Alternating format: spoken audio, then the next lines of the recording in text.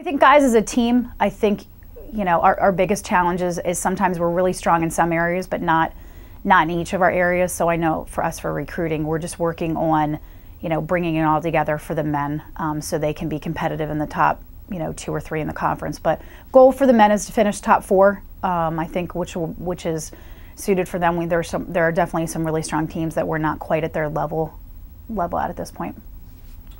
Sprinters, very young group.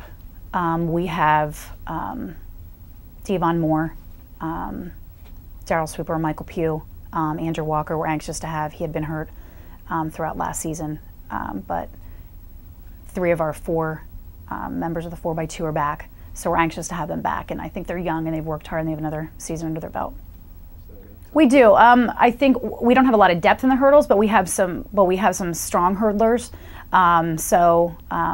We'll have to see kind of how the conference plays out. That's not a very strong or deep event in the conference, so I think that we'll definitely have some point scorers in that mix. Last year. That's out of our men's and women's team. Horizontal jumps for our men. That's clearly like we're the strongest as a team. Obviously, Caleb Wiley, Eric Branner, our 2 seniors. They're also both captains. Are always consistent, great point scorers.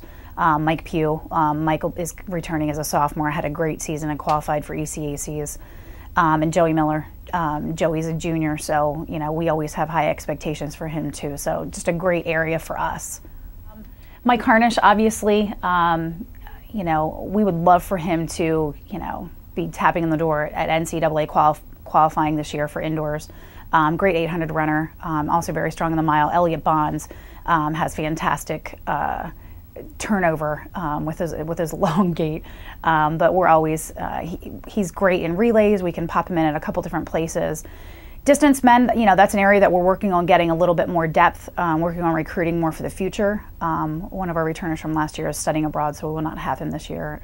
But we're anxious. We have some younger gentlemen that'll be filling in there too.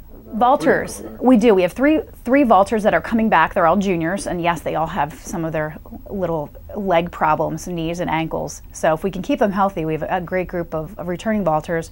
I do have a freshman vaulter that's joining us who also will be doing the decathlon, so I'm anxious to have him.